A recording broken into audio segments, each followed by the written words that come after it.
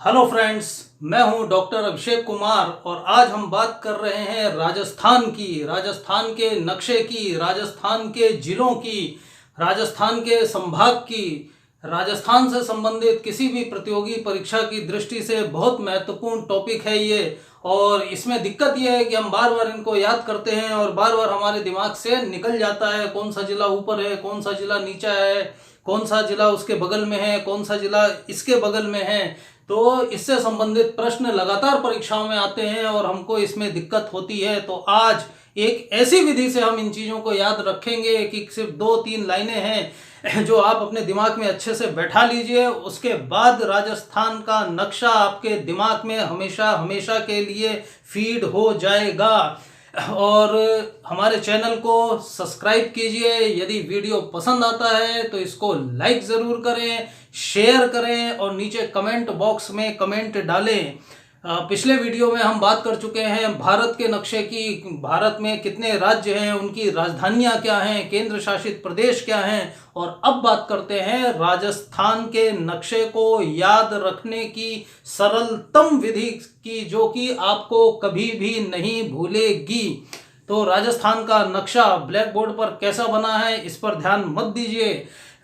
इसको ध्यान में रखना है हमको उन सूत्र वाक्यों को जिससे सारे जिले हमको एक सीक्वेंस में याद रहें। और एक ब्लैंक नक्शा राजस्थान का हर दुकान पर मिलता है किताब कॉपियों से संबंधित, उसमें 2-1 बार इसकी अच्छे से प्रैक्टिस कर लीजिए। इसके बाद हमारी गारंटी है कि ये आपके दिमाग से कभी भी नहीं निकलेगा। 6 महीने, साल, 2 साल के बाद भी आपको ये चीज़ें ऐसी ही याद रहेंगी। बस सूत्र वाक्य याद रखिएगा, बाकी सारी की सारी चीजें धड़ाधड़ खुलती जाएंगी। तो आइए बात करते हैं राजस्थान के जिलों की। जैसा कि हम सब जानते हैं कि हमारे राजस्थान में 33 जिले हैं और 7 संभाग हैं। तो देखिए राजस्थान हमारा सोना राजस्थान, इसमें है जिलों की संख्या है, जिले हैं 33 और संभाग हैं 7। 33 जिले, 7 संभाग, इनके बारे में हम पढ़ेंगे। एक एक बेल्ट की बात करते हैं। पहले हम लेते हैं उत्तरी बेल्ट को। अब एक छोटी सी प्यारी सी कहानियों के माध्यम से इसको याद में रखना है एक एक लाइन में। तो सबसे पहले ऊपर की बात करते हैं। ऊपर, सबसे ऊपर यहाँ पर गंगा नगर नहीं, अभी हमको सिर्फ गंगा को लेना है। गंगा क्या है? गंगा एक नदी है। तो एक पिक्चर, एक तस्वीर हमको अपने दिमाग में फिट करनी है। जैसे गंगा नदी बह रही है तो गंगा नदी के तट पर मूर्ति है हनुमान जी की। गंगा नदी के तट पर किसकी मूर्ति है? मूर्ति है हनुमान जी की।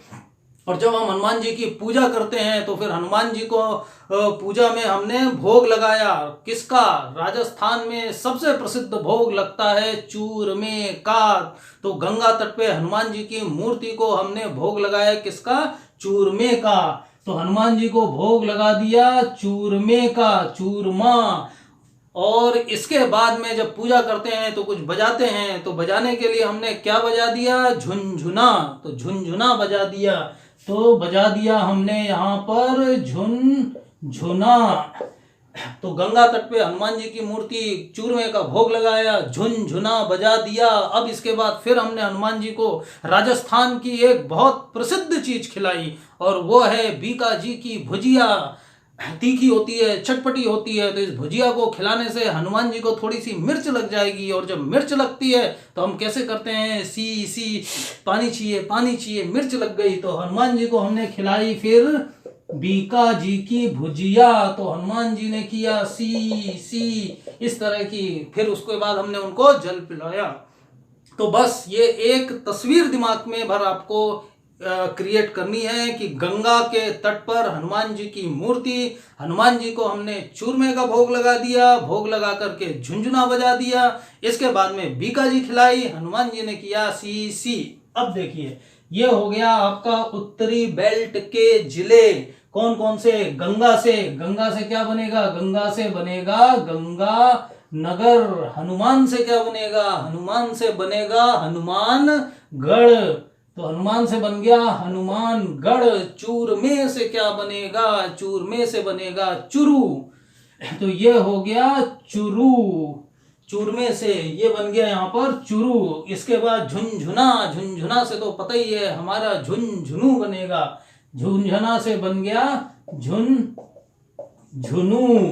बीका, बीका जी से क्या बनेगा? बीका जी से बनेगा बीकानेर। बीका जी से बन गया बीकानेर। सी सी सी सी से क्या बनेगा? सीकर, तो सी से बन गया सीकर। एक लाइन में ये सारे आ गए। इसमें लोकेशन भी नहीं भूलेगी, किसके ऊपर कौन सा जिला है, किसके नीचे कौन सा जिला है, ये सारी चीजें दिमाग में बिल्कुल क्लियर हो जाएंगी।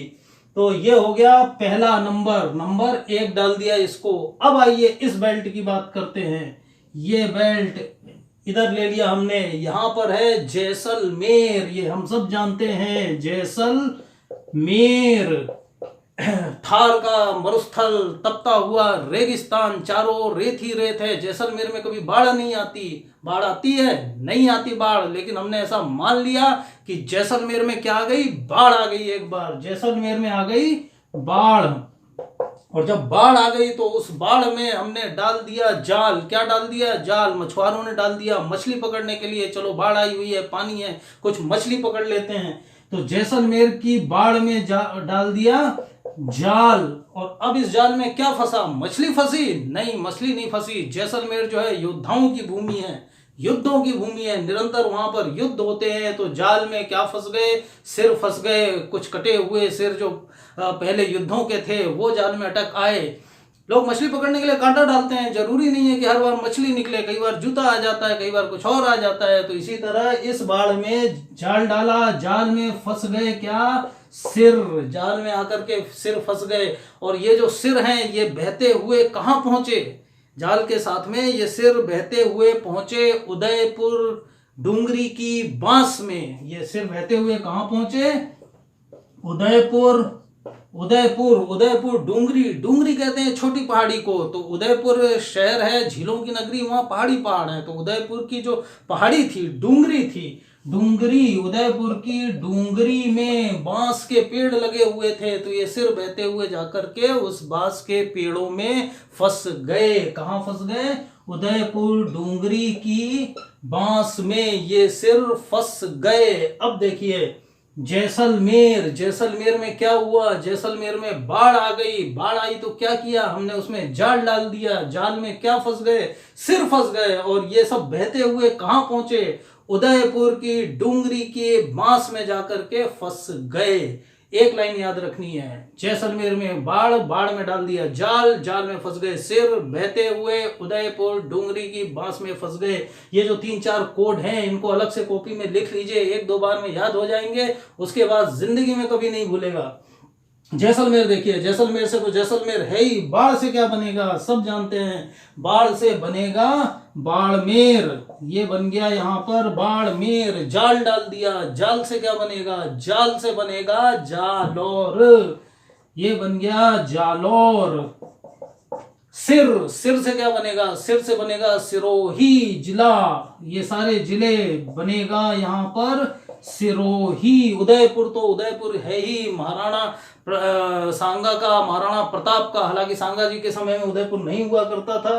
प्रताप के पिताजी उदय सिंह की बसाई हुई ये नगरी यानी मेवाड़ का उदयपुर। डूंगरपुर, डूंगरी से बनेगा क्या? डूंगरी से बनेगा डूंगरपुर। और बांस से बनेगा बांसवाड़ा। तो इस बेल्ट के ये सारे के सारे जिले एक लाइन में आ गए हैं। इसको डाल दिया कोड नंबर 2। अब हम बात करेंगे कोड नंबर 3 की। तो जैसलमेर के बगल में है जोधपुर। जोधपुर को हमको ऐसा समझना है जोधा, जोधा बाई, ये सब जानते हैं जोधा। ये नाम किसी को कभी नहीं भूलता। तो जोधा जो है ये पाल ओढ़ करके, क्या ओढ़ करके? पाल ओढ़ करके समुद्र में यानी कि समुद्र में प्रताप से मिलने गई जोधा। ये देखिए पाल ओढ़कर, पाल पाल जो होती है, ये पहले जो जहाज चला करते थे उनमें दिशाओं को कंट्रोल करने के लिए बड़े बड़े पाल या जैसे शॉल टाइप की होती है, इसको ऐसा समझ लीजिए, वो जहाजों में पाल लगाए जाते थे जिनसे दिशा जहाजों की बदली जाती थी जब ये बड़ी बड़ी मशीनें इंजन नहीं हुआ करते थे। तो जोधाबाई जो है ये पाल ओढ़कर, पाल का मतलब जहाजों में होते थे यानी समंद में, कहां पर, समंद में, यानी कि समुद्र में, समंद में जोधा पाल ओढ़कर समंद में प्रताप से मिलने गई। किससे मिलने गई? प्रताप से मिलने के लिए गई। ये बड़ी इंटरेस्टिंग बात है। वैसे तो जोधाबाई जो थी इनके बारे में नाम जोड़ दिया गया अकबर से, अकबर जोधा, लेकिन जोधा जो हुआ करती थी वो जहांगीर की रानी थी, जगत गोसाई जोधपुर की। तो भी खैर यहाँ पर हमको केवल इतना ही ध्यान रखना है कि जोधा जो है, इसको ऐसा भी ध्यान रख सकते हैं कि अकबर ने महाराणा प्रताप को, महाराणा प्रताप के चैप्टर में हमने देखा था कि उनसे अधीनता स्वीकार करने के लिए, उनको समझाने के लिए 4 दूत मंडल भेजे थे। अब यहाँ पर ऐसे ही दिमाग में रख लीजिए कि ठीक है, जब वो चारों नहीं समझा पाए तो फिर भेजा अकबर ने जोधा को। अब वो महाराणा प्रताप से मिलने गई, प्रताप से मिलने गई तो ऐसे तो जा नहीं सकती थी, तो वो शॉल पाल ओढ़ करके गई थी। बस एक लाइन अपने दिमाग में बैठानी है और कुछ नहीं, कि जोधा पाल ओढ़कर समंद में प्रताप से मिली। ये हो गया एक बेल्ट, जोधा पाल ओढ़कर समंद में प्रताप से मिली। अब इसके बगल में आ जाइए नाग।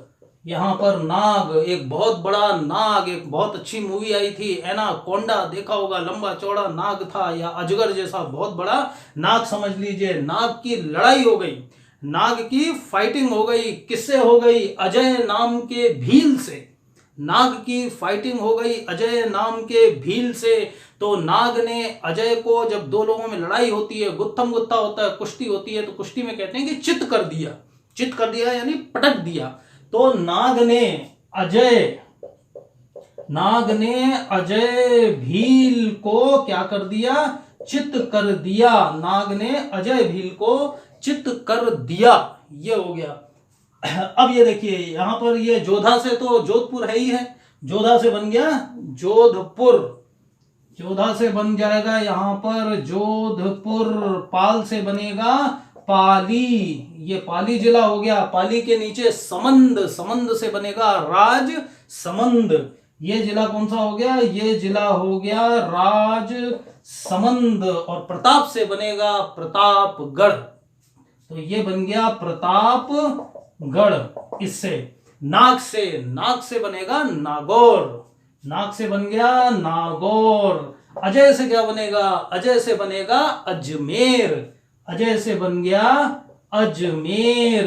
भील से बनेगा भीलों का वाड़ा यानी कि भीलवाड़ा, तो भील से बन गया भीलवाड़ा। और चित्त करने से बनेगा चित्तौड़, क्या बनेगा? चित्तौड़। सिसोदियों की प्रसिद्ध राजधानी चित्तौड़ बनेगा।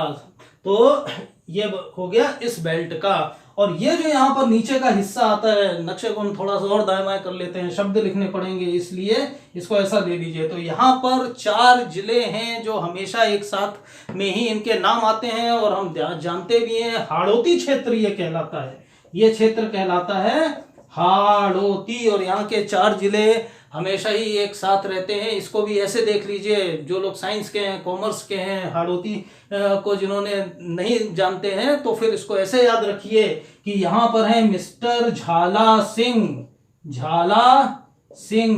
तो एक मिस्टर झाला सिंह है, इन्होंने कोट पहना हुआ है। झाला सिंह ने क्या पहना हुआ है? कोट पहना हुआ है।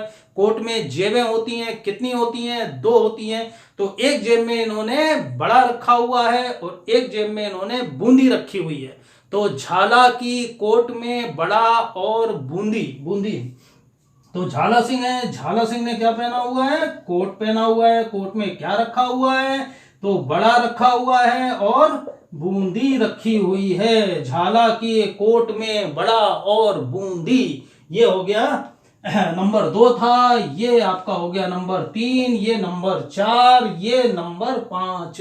वैसे हाड़ौती का पूरा क्षेत्र अलग है, ये 4 जिले हैं, सामान्य रूप से हम जानते ही हैं, लेकिन फिर भी किसकी लोकेशन किधर है ये बिल्कुल सीक्वेंस में आना चाहिए।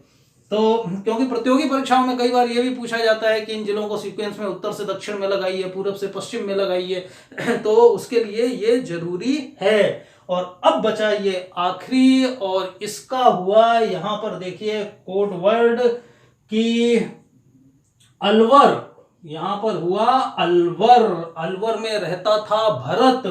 अलवर में कौन रहता है? अलवर में रहता है भरत।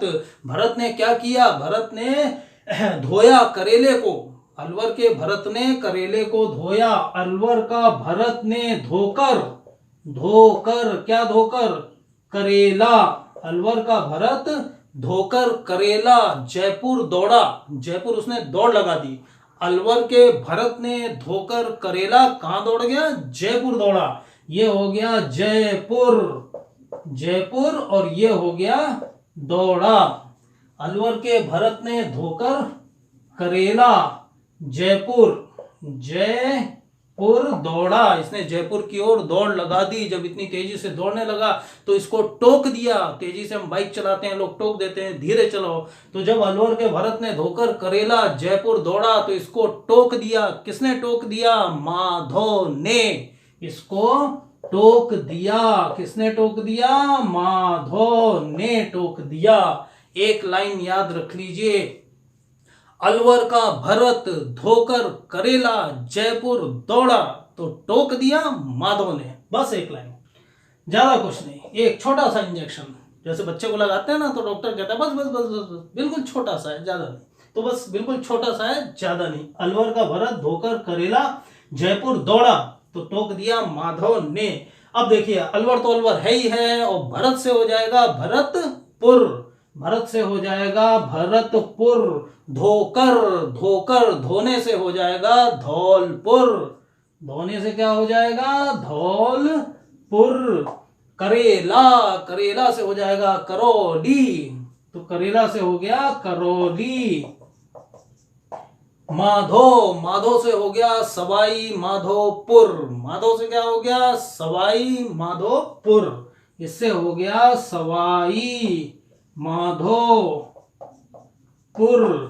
टोंक, टोंक तो टोंक है ही है, जयपुर तो जयपुर है ही है, और अब रह गया दौड़ा, दौड़ा से होगा दौसा, अड़ा को कर देंगे सा, तो ये हो गया दौसा। अब देखिए कितनी लाइनें हैं? मात्र 5 लाइनें। 5 लाइनों में 33 जिले दिमाग में सीधे ऐसे के ऐसे ही बैठ जाएंगे। और 5 लाइनें यानी कि 5 छोटी सी तस्वीर दिमाग में सेट करनी है, बस, और कुछ नहीं करना इसमें। एक बार फिर से यहां से देखते हैं, ऊपर से देखते हैं, इसके बाद में आप इसका आराम से स्क्रीनशॉट ले लीजिए, 1-2 बार इसको अच्छे से याद कर लीजिए, और ब्लैंक नक्शे में 1-2 बार अच्छे से प्रैक्टिस कर लीजिए, जिससे कि एग्जैक्ट लोकेशन आपको बिल्कुल दिमाग में फीड हो जाएगी। ऊपर गंगा का तट, गंगा के तट पर क्या है? हनुमान की मूर्ति। हनुमान जी को क्या किया? चूरमा खिलाया। चूरमा खिलाकर क्या किया? झुनझुना बजा दिया।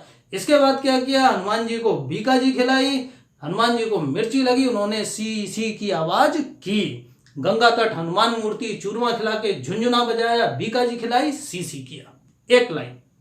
दूसरा जैसलमेर, जैसलमेर के तपते रेगिस्तान में जैसलमेर में बाढ़ आ गई।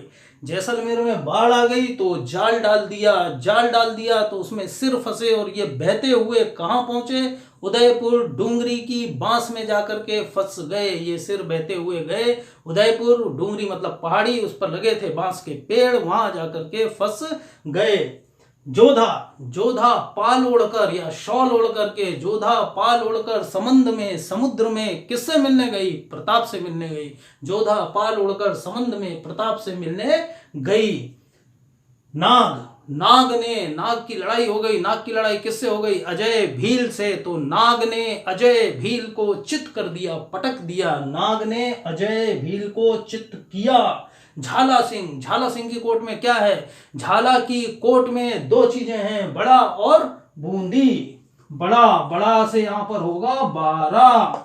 झाला, झाला से यहां पर हुआ झाला वाड़, झालावाड़। कोट, कोट से यहां पर होगा कोटा, और बूंदी तो बूंदी है ही। तो झाला सिंह की कोट में बड़ा और बूंदी, 2 जेबों में 2 चीजें, मस्त मस्त।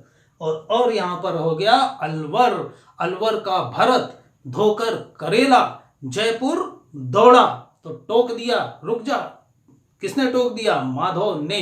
तो ये हो गए आपके 33 नक्शे हो गए। और अब यहीं पर इनकी बात कर लेते हैं 7 संभागों की। देखिए इसमें रटने की कहीं कोई चीज नहीं है। रटने के चक्कर में कॉम्पिटिटिव एग्जाम में कहां तक रटेंगे और कितना रटेंगे, तो चीजों को दिमाग में एक बार ठीक से सेट कर लीजिए। पोथी पढ़ पढ़ जगमुआ पंडित भयानक होए, और ढाई आखर ध्यान का जो धरे सो पंडित होए। तो ये देखिए, अब अपन को मान लीजिए इसमें संभाग निकालने हैं, 7 संभाग हैं, तो इसको भी याद करने की जरूरत नहीं है। इसको सीधा सीधा आपको ऐसे याद रखना है कि आप ये समझिए कि आप ही सीएम हैं यहाँ के, आपको ही जिले बनाने हैं, संभाग बनाने हैं, संभाग बनाने हैं आपको ही। तो अब कौन से संभाग होंगे?